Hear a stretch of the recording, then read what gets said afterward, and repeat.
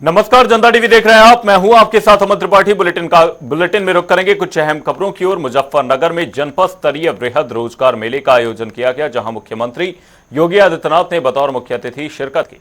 वहीं इस मौके पर मुख्यमंत्री रोजगार मेले के अंतर्गत 5000 युवाओं को नियुक्ति पत्र और कई योजनाओं में चयनित पात्रों को वितरित किया गया, जिसके बाद उन्होंने समाजवादी पार्टी पर जमकर निशाना साधा।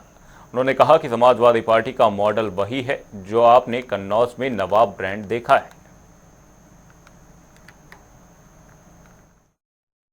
आज तो मोदी जी के नेतृत्व में भारत दुनिया की एक ताकत बन रहा है। सुरक्षा का बेहतर माहौल मिल रहा है। कांवड़ यात्रा भी चल रही है। सुरक्षा का कोई इश्यू नहीं है। पर्व और त्योहार शांतिपूर्ण तरीके से मनाए जा रहे हैं।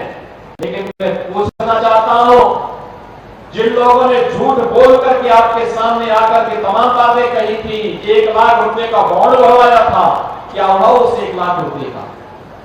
मैं पूछना चाहता हूं, मैं तो आज ये अनिल कुमार, सोमेंद्र तोमर और कपिल देव अग्रवाल जी ने, यहाँ की भाजपा और लोकदल की टीम ने जो प्रस्ताव विकास के भेजे थे और उन सभी योजनाओं को स्वीकृति करके आज उसके लिए मैं यहाँ आपके पास आऊं। पत्थर लगे हैं सबके, कहीं सड़क का है, कहीं पुल का है, कहीं मिनी स्टेडियम का है और कहीं पे अन्य किसी कार्य का है। उसके लिए हम तो पैसा लेके आए हैं, हम विकास लेकर के आए हैं, सुरक्षा का मॉडल देने के लिए आए हैं। हमने दिया है तो हम कह रहे हैं, लेकिन समाजवादी पार्टी का मॉडल क्या है? ये उनका मॉडल वही है जो आपने अभी कन्नौज में नवाब ब्रांड देखा है। वो देखा नहीं उनके पार्टी का एक नेता कैसे वहां पर वहां की बेटी के साथ किस प्रकार का व्यवहार कर रहा है, कैसे वहां उनकी पार्टी का नेता मोइन खान अयोध्या में एक निषाद बेटी के साथ किस प्रकार का व्यवहार करता है और कैसे इनके द्वारा लखनऊ में, इनके नेताओं के द्वारा लखनऊ में एक बेटी के साथ दुर्व्यवहार करने का दुस्साहस किया जाता है और जब उस पर कार्रवाई होती है तो समाजवादी पार्टी के मुखिया बड़ी बेशर्मी के साथ उन दुष्कर्मियों के साथ खड़े होते हुए दिखाई देते हैं।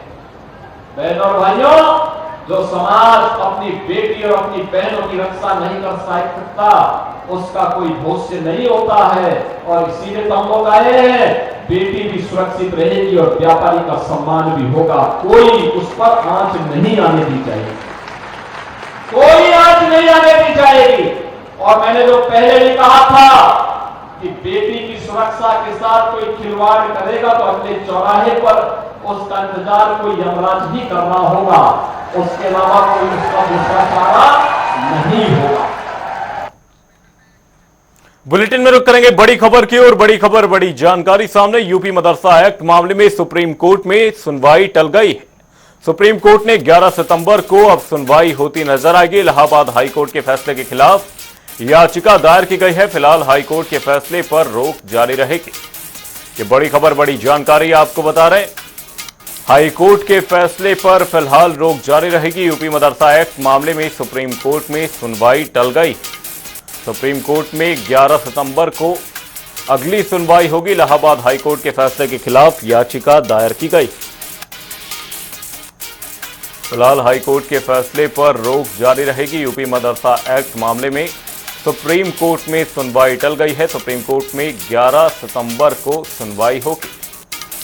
इलाहाबाद हाईकोर्ट के फैसले के खिलाफ याचिका दायर की गई।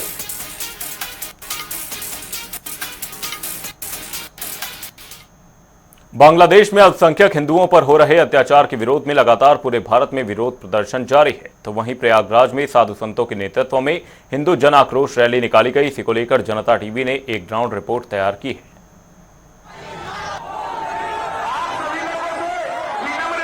संगम नगरी प्रयागराज में आज हिंदू समुदाय के लोग सड़कों पर उतरे हैं। बीते दिनों बांग्लादेश में हिंदुओं की हुई हत्या और उनके साथ बाबरता को लेकर ये आक्रोश है और प्रयागराज की सड़कों पर आज कई हिंदू संगठन, उनके साथ हिंदू समुदाय के लोग हैं। फिलहाल उनसे हम बात करेंगे, आज क्यों विरोध प्रदर्शन कर रहे हैं? आज आप लोग विरोध प्रदर्शन कर रहे हैं, क्यों कर रहे हैं, क्या मांग रहे हैं? ये बांग्लादेश के ऊपर हिंदुओं के ऊपर अत्याचारों के ऊपर हम ही लोग मदद करते हैं उस देश की, और वो लोग हम ही लोग को मारेंगे, काट डालेंगे उनको भारत में। तो बात करेंगे, जो विरोध हो रहा है आज, क्या मांगे? भैया हमारी मांग यही है कि हिंदुओं के संग अत्याचार ना हो, किसी भी कीमत पे अत्याचार ना हो। हम जब सब धर्म और सर्व को मानते हैं तो हमारे देश में भी ये होना चाहिए कि आप भी सब हमारे सर्व धर्म को जहाँ पर भी है वहाँ पर उनको अच्छी तरीके से आप उनको वो करिए। और महिलाएं भी इस प्रदर्शन में बात करेंगे। आज हम लोग विरोध प्रदर्शन कर रहे हैं, क्या मांगे? जब धरती पर राक्षसी प्रवृत्तियां आएंगी तब हिंदू जागरण का आगाज होगा। भारत रक्षा समिति। एक तरफ आप विरोध प्रदर्शन कर रहे हैं और शेख हसीना जो पूर्व वहां की प्रधानमंत्री रही, उनको शरण भी दी जा रही है, यहाँ पे क्या कहिए? शेख हसीना को शरण दी जा रही है, लेकिन जो इस समय की जो शासन व्यवस्था है, जो हिंदुओं को नुकसान पहुंचा रही है, हम उनका विरोध कर रहे हैं। हमारी ललकार है कि हम उनकी ईंट से ईंट बजा देंगे। अगर मांगे पूरी नहीं होती तो क्या करिए? जी, अगर मांगे पूरी नहीं होती है, उनके साथ जो हो रहा है नहीं रुकता, तो क्या कहिए? हम अपने अनुशासित तरीके से इस बात का प्रतिकार करेंगे और इसका अनुकूल जवाब देंगे। योजनाएं गुप्त होती है। ये देखिए यहाँ पर जिस तरह से विरोध प्रदर्शन हो रहा है और साथ ही बांग्लादेश का पुतला भी है, और ऐसे में लगातार विरोध प्रदर्शन जारी है और ऐसे में लंबा जुलूस है और साथ ही आगे पुतला दहन भी होगा। बात करेंगे क्या मांगे हैं, किस चीज का विरोध हो रहा है, क्या कहिए? बांग्लादेश में तो हिंदुओं के ऊपर अत्याचार हो रहा है, तत्काल बंद होना चाहिए। नहीं तो हिंदू संगठन पूरे भारतवर्ष के अंदर जितने बांग्लादेशी उनको खदेड़ने का काम करेगा। ये बताइए, एक तरफ अत्याचार हो रहा है और दूसरी तरफ शेख हसीना को शरण दी जा रही है, क्या कहेंगे? ये भारतवर्ष है, यहाँ पर कोई भी अगर शरण मांगता है तो उसको शरण दे दिया जाता है, लेकिन इस शर्त पे शरण नहीं दिया गया कि वहाँ पर हिंदुओं का कत्लेआम करो। तो आगे क्या मांगे? हिंदुओं का कत्लेआम बंद होना चाहिए। उन लोगों से भी बात करेंगे यहाँ पर। आज निर्माण होना चाहिए। बताइए। बांग्लादेश में हमारे पहले 30% जो है हिंदू की आबादी थी, और 2004 में 23%, इस समय 4% आबादी हो गई। ये सब एक षड्यंत्र रचा जा रहा है अमेरिका के द्वारा, रूस के द्वारा, पाकिस्तान के द्वारा। इसलिए हम चाहते हैं कि हम बांग्लादेश को भी लेके रहेंगे और पाकिस्तान को भी लेके रहेंगे। यही हमारा आगे का देश है और भविष्य। तो देखिए, इनका कहना है कि जिस तरह से हो रहा है उसको आगे हम बांग्लादेश को भी लेंगे वापस और पाकिस्तान को भी लेंगे। और ऐसे में सुभाष चौराहे पे हम आपको दिखा रहे हैं, ये जुलूस पहुंच चुका है और जुलूस में लोग काफी आक्रोशित हैं और नाराज है बांग्लादेश को लेकर। और आप देख सकते हैं यहाँ बांग्लादेश का पुतला भी लेके आया गया है। इनसे हम बात करने की कोशिश करेंगे। तो सारी किस तरह की है और यहाँ पे आप नारे देख सकते हैं किस तरह से नारे लग रहे हैं और बांग्लादेश का पुतला भी जलाया गया है। हम आपको दिखाते हैं किस तरह से यहाँ पे पुतला जलाया जा रहा है और लोगों में कैसे आक्रोश है, आप देख सकते हैं। सारी किस तरह से यहाँ पर आप देख सकते हैं किस तरह से पुतला जलाया जा रहा है और लोगों में आक्रोश है और जब तक नारेबाजी करते दिखाई दिए हैं। और आपका जो नजारा हम आपको लाइव दिखा रहे हैं, यहाँ पर किस तरह से यहाँ पर पुतला दहन किया जा रहा है और लोगों में आक्रोश है। आज आप लोग यहाँ पर पुतला जला रहे हैं, क्या मांगे हैं? बांग्लादेश में जो हमारे अल्पसंख्यक हिंदू हैं, इनके साथ अत्याचार हो रहा है, इनको दौड़ा दौड़ा के मारा जा रहा है, इनके घरों को जलाया जा रहा है। जब बांग्लादेश में हमारे अल्पसंख्यक हिंदू हैं, उनके साथ ये अत्याचार हो रहा है, उसको हमारा भारत बर्दाश्त नहीं कर रहा है। हम लोगों से बात करेंगे, बताइए क्या कहेंगे? यही जो बांग्लादेश में हिंदुओं को मारा गया उसके विरोध में हम लोग प्रदर्शन कर रहे हैं। हर बार ऐसा होता है, ये जिहादी हर बार मारते हैं, ऐसा नहीं। हम आपको दिखा रहे हैं यहाँ पर बांग्लादेश का पुतला जलाया जा रहा है और लोगों में आक्रोश है और ऐसे में अब लगातार उबाल बांग्लादेश के खिलाफ लोगों का बढ़ता जा रहा है। जनता टीवी के लिए सैयद मोहम्मद आमिर, प्रयागराज। सीतापुर के बीजेपी कार्यालय में सदस्यता अभियान की कार्यशाला आयोजित की गई, जहां बीजेपी प्रदेश अध्यक्ष भूपेंद्र चौधरी कार्यक्रम में शिरकत कर समीक्षा बैठक करते नजर आए, जिसके बाद उन्होंने मीडिया को संबोधित करते हुए ममता सरकार को जमकर घेरा। सुनिए भूपेंद्र चौधरी ने क्या कुछ कहा। दुखद घटना है और माननीय न्यायालय के आदेश पर सीबीआई इसमें जांच कर रही है और मुझे विश्वास है कि सीबीआई कि जांच में जो भी दोषी हैं उन दोषियों के खिलाफ कठोरतम कार्रवाई होगी, क्योंकि हम सब के लिए एक बहुत दुखद विषय है इस प्रकार की घटनाएं होना, और समाज को संगठित होकर इस प्रकार के कृत्य करने वालों के खिलाफ हमें खड़ा होना पड़ेगा। लेकिन माननीय न्यायालय के संज्ञान में है, न्यायालय ने सीबीआई की जांच के आदेश किए हैं, तो बहुत जल्दी इसमें जो भी सीबीआई कार्रवाई करेगी उस कार्रवाई को ये दुखद है जिस प्रकार का बर्ताव महिला सुरक्षा को लेकर, इस प्रकार की घटनाओं को लेकर राज्य सरकार का है, तो ये कहीं ना कहीं दुखद है। लेकिन मुझे विश्वास है कि संवैधानिक संस्थाएं और माननीय न्यायालय के अधीन विषय है, तो जो भी विधि संबद्ध इसमें कठोर कार्रवाई है, कठोर कार्रवाई होगी। रुक करेंगे अंबेडकर नगर से एक बड़ी खबर की और बड़ी खबर, बड़ी जानकारी सामने इस वक्त की है। बड़ी खबर आपको बता दें, दुष्कर्म के आरोपी के साथ पुलिस की मुठभेड़ देखी गई है। मुठभेड़ के दौरान आरोपी आमिर कुरैशी को गोली लगी।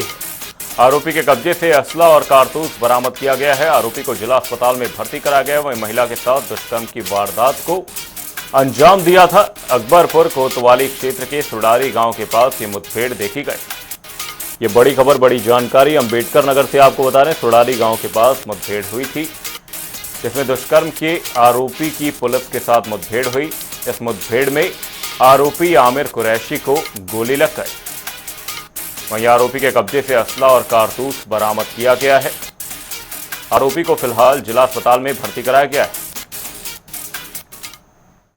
देखिए, कल थाना कोतवाली पर एक महिला के द्वारा सूचना दी गई कि वह अपने गाय को ढूंढने के लिए गई हुई थी। उस दौरान एक व्यक्ति उससे बात करते हुए उसका गला दबाकर उसके साथ दुष्कर्म की घटना कारित किया। त्वरित तत्काल अभियोग पंजीकृत किया गया। इसमें 3 टीमों का गठन किया गया।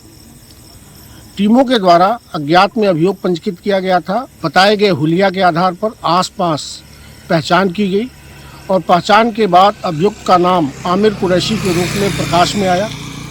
आज मुखबिर की सूचना पर सुडारी गांव के पास जब पुलिस टीम द्वारा उसको गिरफ्तार करने का प्रयास किया गया तो उसने पुलिस पार्टी पर फायरिंग की। जवाबी कार्रवाई में काउंटर एक्सचेंज में पुलिस पार्टी द्वारा भी आत्मरक्षार्थ फायरिंग की गई, जिसमें उसके पैर में गोली लगी है। उसे तत्काल अस्पताल भेजा गया है। उसके पास से तमंचा, कारतूस, जिंदा कारतूस बरामद हुआ है। उसके द्वारा घटना को स्वीकार किया गया है। बहुत ही त्वरित गति से अज्ञात अभियोग को पंजीकृत कराने में टीम के द्वारा अथक प्रयास करके अभियुक्त को गिरफ्तार करके माननीय न्यायालय के समक्ष प्रस्तुत किया जा रहा है। समायोजन के नाम पर पूर्व में कई सहकारी समितियों ने अधिकारियों के साथ सांठगांठ कर करोड़ों का भ्रष्टाचार किया, जिसके बाद अब प्राधिकरण की ओर से 9 सहकारी आवास समितियों को दी गई जमीन की जांच की जाएगी। साथ ही प्राधिकरण की पुरानी योजनाओं में भी आ रही अड़चनों को जल्द दूर कर लिया जाएगा, जिसको लेकर प्राधिकरण के उपाध्यक्ष प्रथमेश कुमार ने जनता टीवी से खास बातचीत की। क्या कुछ रहा इस बातचीत में, वो सुनिए।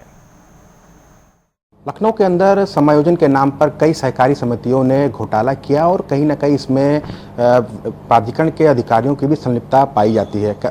इस पर हालांकि जो है एक कमेटी बनी थी और कमेटी द्वारा जो है जांच अभी भी की जा रही है। हमारे साथ बात करने के लिए विकास प्राधिकरण के वीसी प्रथमेश कुमार जी, उनसे बात करेंगे। सर, कई मामले ऐसे सामने हैं जिसमें सहकारी समितियां हैं जो कहीं ना कहीं पुराने जो यहाँ पे अधिकारी रहे हैं उनके साथ सांठगांठ करके जो है भूमि को जो है कहीं ना कहीं समायोजन के नाम पर खेल किया गया, प्लॉट जो है बेचे गए और दंडफंद किया गया। तो हालांकि अब जाँच शुरू हुई है, क्या कहेंगे?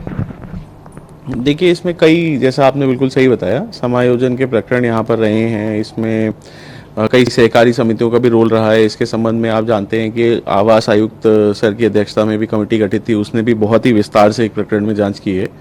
उन्होंने बताया है कि समिति द्वारा किस तरह से अपने सदस्यों के साथ भी फ्रॉड किया गया, कैसे उनके द्वारा इलेक्शन में भी फ्रॉड किया गया, कैसे लखनऊ विकास प्राधिकरण के उस समय जो यहाँ पे कार्यरत कर्मचारी थे उनके द्वारा गलत रूप से ज़मीन भी दी गई। तो इसके संबंध में यहाँ प्रभारी अधिकारी अर्जन हैं, उनके साथ और जो सचिव हैं उनकी अध्यक्षता में हमने 2 समितियाँ बनाई हुई हैं।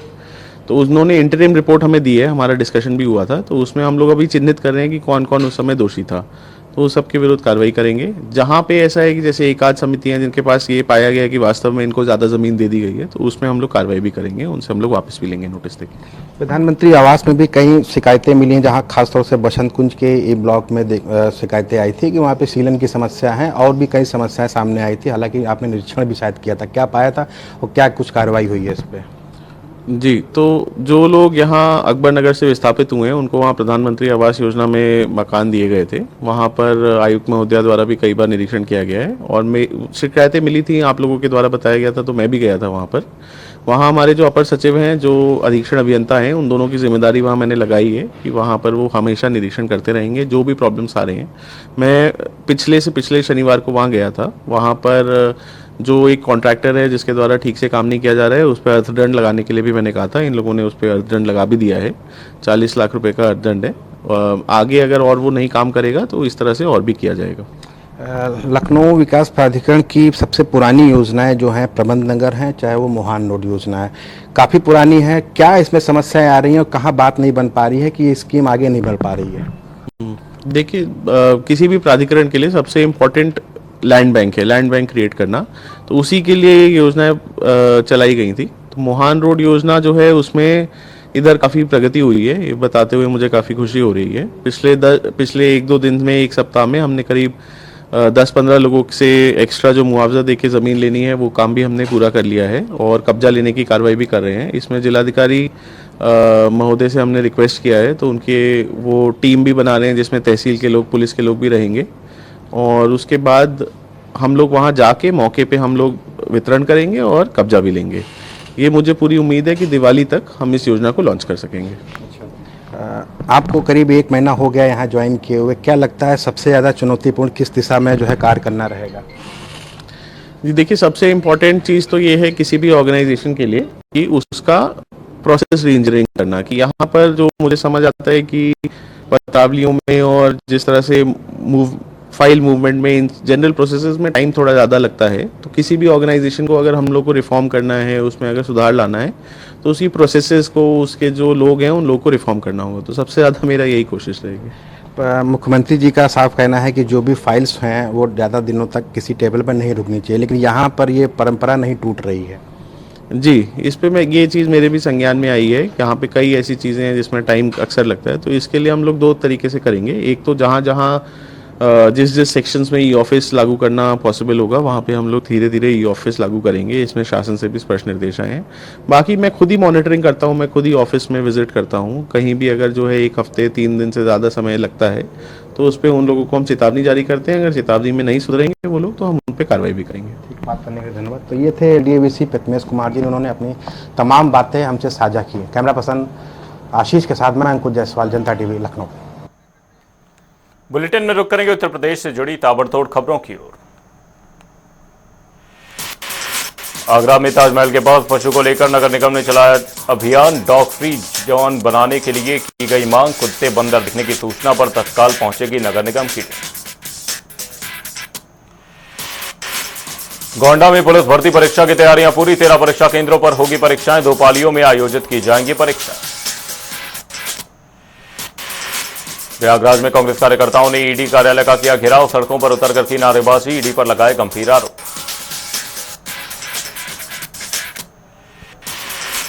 फतेहपुर में बाइक सवार बदमाशों ने महिला की चेन लूटी। घर बाहर टहलते समय घटना को दिया अंजाम। घटना सीसीटीवी में हुई कैद। बुलंदशहर में प्राइमरी स्कूल में पढ़ाई न कराने का आरोप। स्कूल में अभिभावकों ने लगाया ताला। स्कूल में गैर हाजिर दिखे शिक्षक। देवरिया में पुलिस भर्ती परीक्षा का मामला। 10 परीक्षा केंद्रों पर होगी परीक्षा। डीएम और पुलिस अधीक्षक ने किया निरीक्षण। फर्रुखाबाद में प्रेम प्रसंग के चलते 2 दोस्तों ने खाया जहर। एक की हुई मौत, एक की हालत नाजुक। मामले की जांच में जुटी पुलिस। कानपुर देहात में बांग्लादेश में हो रही हिंसा का मामला। अत्याचार के खिलाफ हिंदुवादी संगठनों ने किया विरोध प्रदर्शन। पदाधिकारियों ने एसडीएम को सौंपा ज्ञापन। वाराणसी में कृषि मंत्री सूर्य प्रताप शाही ने किया निरीक्षण। किसानों की सुविधाओं के लिए वेबसाइट का किया शुभारंभ। किसानों से जुड़ी जानकारियों के लिए शुरू किया पोर्टल। रायबरेली में सिलेंडर में लगी भीषण आग। आग लगने से 2 लोग झुलसे। खाना बनाते समय हुआ हादसा। प्रतापगढ़ में बांग्लादेश में हो रही हिंसा का मामला, अत्याचार के खिलाफ हिंदू संगठन ने निकाली रैली, बैनर तले किया विरोध प्रदर्शन। आजमगढ़ में पुलिस भर्ती परीक्षा का मामला, प्रशासन ने सुरक्षा व्यवस्था की पूरी की तैयारियां, 2 पालियों में होंगी परीक्षाएं।